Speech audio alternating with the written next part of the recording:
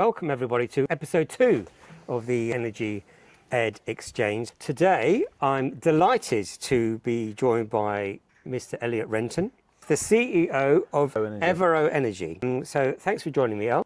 How did you get into this? So I am CEO of Evero Energy. What is Evero Energy? We are a renewable energy infrastructure group. We own and operate waste to energy power stations, but our feedstock for those power stations is low quality waste wood that has absolutely no other use apart from going for landfill. It's when you rip out your kitchen, it's got woods, glues, lacquers, metals, paints, all in it. It can't be recycled, and we divert it from landfill and we create renewable electricity from that and pump it back into the grid. Wow. So, and where is that production facility? We've got plants around the UK, one in Northern Ireland, the rest are in the north of England, northwest of England primarily. We take predominantly locally sourced waste wood within 50 miles of each plant. There's a lot of it in the UK. We take roughly about 450,000 tonnes a year of it and convert it into green electrons and pump that into the national grid. Obviously that's very key, especially in my space, to understand a bit more about how different energy is produced and how it's used in the UK. But I suppose coming back to what you're doing now, how did you get started? How did you get into that company? And was that always the plan, or did it kind of evolve? Or there's never been a plan. So my background, I'm actually a CFO. Most of my career was as CFO, bean counter, and I've ended up moving into a CEO role eventually. But my background started off at KPMG, but beers, spirits, furniture, airports, airlines, and now energy. So it's an eclectic mix of different sectors through the years. I think I've only had 5 employers in 38 years. But it's been an amazing journey, an absolutely spectacularly fun journey through a whole variety of different sectors. The last 20 or so years heavily focused on infrastructure. Was there a big break or a turning point that kind of pivoted you from the kind of CFO role into CEO, looking at things slightly broader? Was there something that changed? I think that you move on from a number of different roles and you get experience. So Right. you got great experience. What did I do briefly? I left my first role with, it was a group called Diageo, the world's biggest drinks company. I did 3 different areas of that, which is the corporate centre. I did the merger with Grand Met. Ended up trying, for example, to find a new keg for Japanese bars, for bars in Tokyo. A little bit too small for the standard Guinness keg, so I was trying to do a project there to find smaller kegs for Tokyo. And then I moved into the supply chain side of that, Guinness sort of ready to drink. Really responsible for managing the supply chain of Guinness around the world for that. So that was a really interesting gig. Moved from there, pulled out from there into MFI, if you remember MFI. Yes, I do. High street furniture brand, the biggest, totally vanished now, went under. It was an absolutely fascinating couple of years. It was horrible. It was a period of deep trouble for the company. The company was eventually sold for £1, and I don't think it exists anymore. But an interesting example of a time in your career where you learn more from how things shouldn't be done than how you're doing it right. So you did things wrong at the beginning, and then moved from there. The biggest, I think, single break was moving from there to Luton. So my Luton experience, I was 11 years as CFO of Luton Airport. Worked for 4 different CEOs during that time. A time of huge expansion of the airport, and it's a fun job. There isn't much more fun you can have at work than when you're helping to run an airport. And great experience. That was the big change. You began to have a view of the whole organisation, get your head round how a whole big organism and organisation works. Yeah, because there must be like many moving parts with an airport, literally, because you've got the airline, you've got the passenger side, you've got the economics of running, obviously, the huge costs involved to manage with fuel and the whole thing. So, I mean, I think the fun thing you have to understand about an airport is a mini city, right? Everything that happens in a city sort of happens in an airport, and it's highly regulated. It's price regulated in a lot of areas. It's very heavily safety regulated. So you're running a city, and it's fascinating. I think I worked there for 11 years. I was CFO of Luton for 11 years. I don't think any 2 days were the same in 11 years. It was an absolutely fabulous experience. Great people, great organisation. I'm forever associated with charging for plastic bags.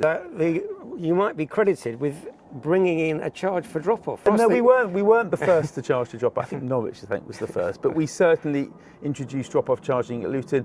If you've been through Luton, anyone who's been through Luton know that unlike a lot of airports, it's a cul-de-sac.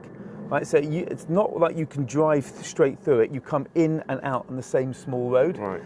And therefore you have to control sort of the number of passengers that actually make it into that small cul-de-sac. So drop-off charging, I think we were one of the first to introduce it. It was done for a specific reason to control the passengers. I think the rest of the industry has then followed Luton since then. Absolutely. But I think it was that we did my most amazing.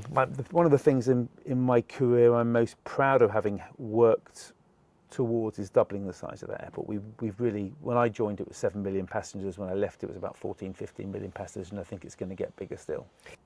Obviously, you joined a company which is at what sort of stage when you joined Evero? Well, it was. So Evero used to be called. It's we changed the name a few years back. Originally called Bioenergy Infrastructure Group, and it was pulled together in sort of around about 2015 to pull an eclectic mix of energy from waste and anaerobic digestion assets all together into a big fund to manage together.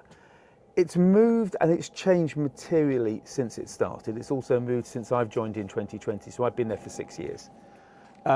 We've divested a lot of the assets that we don't consider core. So we've divested the anaerobic digestion assets, and we've also divested the RDF assets, the black bin waste assets. It's a very big industry, very consolidated. Your black bin.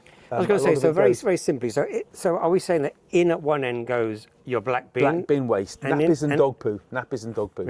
Beautiful. What a lovely image. Yeah. And then at the other end comes energy. And the other end comes energy. Now, we operated those for a long time. So the formation of the company, I think we sold the last one a year and a half ago. And it comes with its own challenges and opportunities. We wanted to focus on waste wood biomass for a specific couple of reasons. There's enough people who do the energy from waste, the black bin waste called RDF, refuse derived fuel. Enough people deal with that. The advantage of our feedstock of waste wood biomass is that it's got a very high biogenic content, 95% biogenic content, which means that you've got options with your fuel. You know, people talk about SAF, sustainable aviation fuel. Right. You could take that. One of our plants is a gasifier, which means you convert that waste wood into a synthetic gas in a low oxygen environment. As it comes into the plant, immediately gets transferred into a synthetic gas in a low oxygen environment. Now we use that to create heat in a standard power station, but you could tap that off because if it's high biogenic content, you could take all of that and produce sustainable aviation fuel. So it sounds like the whole thing is a massive science experiment. I mean, that is going on. It's definitely not an experiment. All the technologies have been around for a very long time. One of the things we'll talk about later is carbon capture. We're going to do a carbon capture. We're working on one of our assets to be one of the priority projects in the UK for the carbon capture under the government's GGR business model. And people are talking about carbon capture as new, but the technology that we're using, MHI's technology, has been going for 25 years. So none of this stuff is new. What we're doing is putting together very well tried and tested technologies and using it to do one specific thing, to divert waste from landfill, right, and to create green electrons, and then moving on, when we get there, to capturing that CO2, that carbon out, and putting it in the old gas fields under the Irish Sea. People do wonder, but they stick the stuff away, or some of it you take to the recycling centre. Yeah. What happens to it then, and how can that your process help? I mean, it sounds like in a massive way, if it was on a huge scale, it seems to be the ultimate. Yeah, I mean, ultimately, as a society, we don't really want to throw anything away. Right? We don't want it to be, A, we don't want to throw stuff away, we want to recycle it, and B, we don't want to put stuff in landfill. So from our perspective, as much as we can do to create something beneficial for society from that waste is better. Now, the feedstock that we take cannot be recycled. It's just going to sit in the ground and decompose and create methane and add to sort of global warming in its own way. But what we can do, there's, you know, the UK economy is electrifying. We need a lot more power than we can get. All the things in your line of work, you know, right? Yeah. There is not enough power. If you look forward, the amount of new supply generation capacity that needs to be built in the next 10 to 15 years to meet the demand is enormous. It's supply and demand, right? So price, if there's an increase in supply, then prices will go down, or a reduction in demand. However, there's no reduction in demand, there isn't a big increase in supply. Where's it going to come from? Well, presumably, eventually, it will come from people like you. It's become a little bit of a political hot potato in terms of supply production that you need to do, some net zero and all the emotion around some of the terms that is seeping into politics now. But ultimately, if you look at the demand forecast for the UK, the amount of new supply and generation capacity that's needed is enormous. It's enormous, and so so we've got to build this off. However you do that, the politicians will decide. I personally believe that renewables have an enormous part to play. Important to understand that there's renewables, and renewables. Yeah. Our piece of the market and our piece of renewables is taking a product which is a waste product of the UK, avoiding it going into landfill, and using that to supply that power that society needs. I think it's terrific. I think what I was going to ask you was, you know, obviously there's been a bit of a journey at Evero, by the sounds of things, moving things along. But looking at just sort of general awareness of that process, I don't think people are generally aware that exists.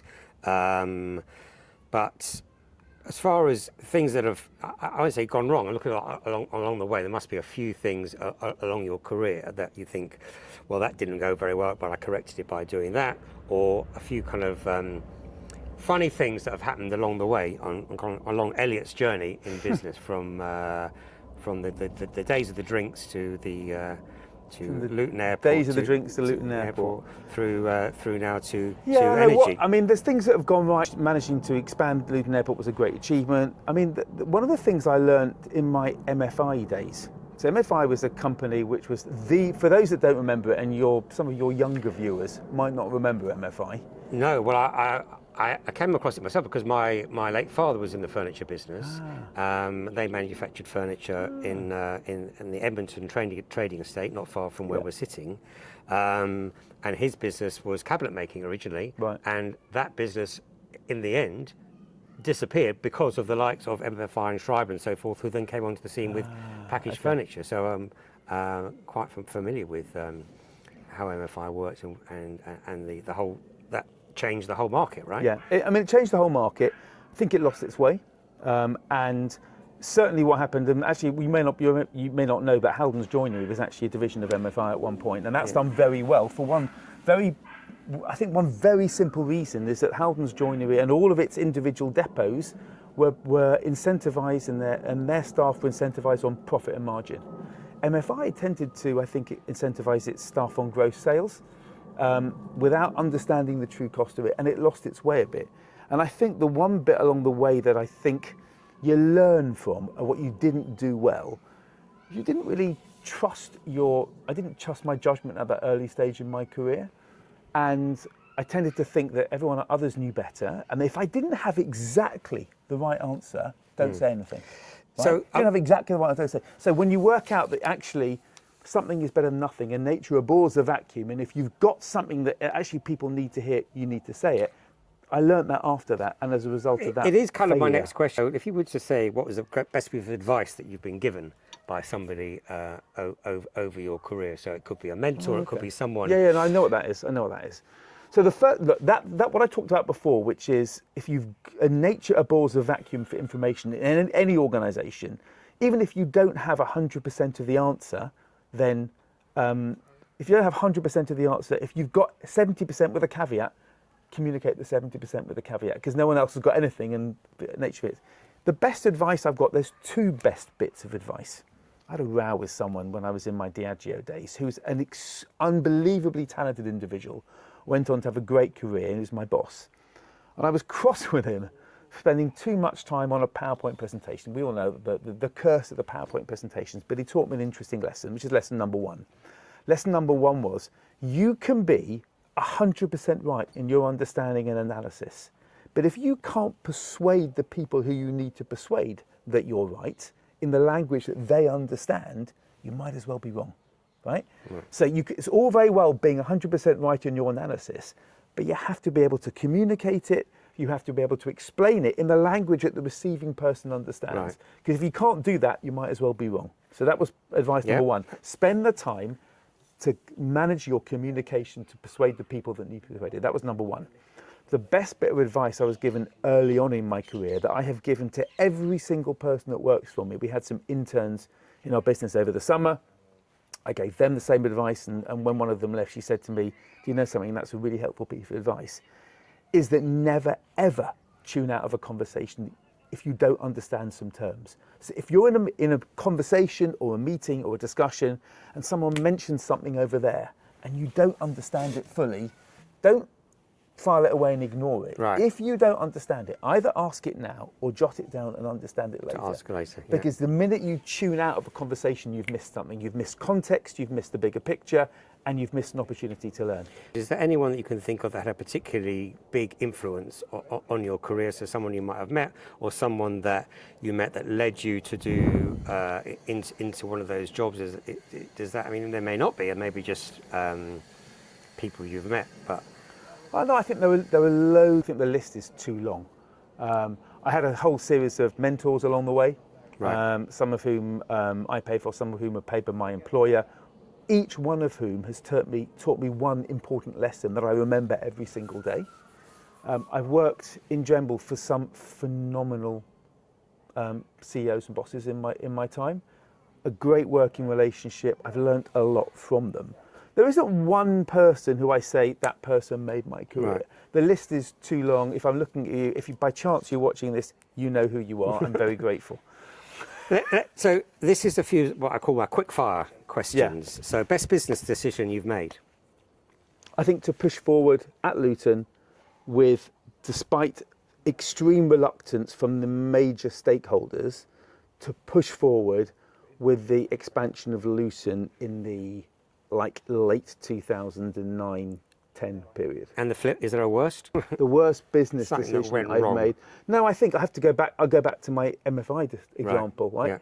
I sort of worked out MFI's failures were being put down and ascribed to a botched SAP implementation. Right? It wasn't. It was ultimately, and my assessment at the time, and I'll hold by it now, and it's been a long time, is that MFI were really selling a kitchen into your house for the less than it cost to produce it and deliver it. Right. It was priced wrong, and so they were making a loss when it came a profit in the warehouse. By the time it got to your house, it was making a loss. And my biggest mistake was I sort of worked that out, and I wasn't mature enough to understand how to disseminate that message inside the organisation. So would you say you're a morning person or a night owl when you? Am I a morning person or not? I'm quite good at mornings. I'm very happy to work later. Mornings, it takes me a bit of time to get up in the mornings and get going. I'm happy to go on till late. Phone calls or email? God, 100% phone calls. One of my bugbears is increasing numbers of especially younger employees who seem to have a phobia of picking up the phone and calling people. Having a conversation with someone gives you much more optionality. It gets a nuance. You build a relationship with people that you just cannot build. And it's very difficult to ignore a ringing phone, right? Yeah, it's hard to. You can ignore it. You can call back. But, there are times when written communication is absolutely vital. If you want absolute clarity on an action plan, writing it down as a record is great. That's why contracts are there as well, by the way. You sign any contract, and I've signed and negotiated a lot of contracts over the years. Most of the time, you get your contract, you negotiate it hard, you sign it, and you put it into a drawer. But you cannot build a society, and you can't build a business community on written communications. It's about people. Every business is actually people. Yes, I'm an infrastructure guy, right? I understand the cadence and the rhythm of infrastructure, how you make it work, how you optimize it, how you fill it, how you build it. I understand that. And it's big, expensive bits of capex, but it's all about people and relationships. Yeah. Working from home or office, how do you? I'm again comes back to the whole about in face-to-face relationships. I personally am in the office 4 days a week at least. Right. I'm travelling. I might have 1 day a week from home. I'm a great believer in people looking at each other face to face. Remember, we operate physical assets. When you operate physical infrastructure assets, you have staff who are on roster. Whatever shift system they're on, Yeah. most of the assets that I have operated for the last, since I joined Luton in 2006, right, which is, how many years ago is that? 20 years ago.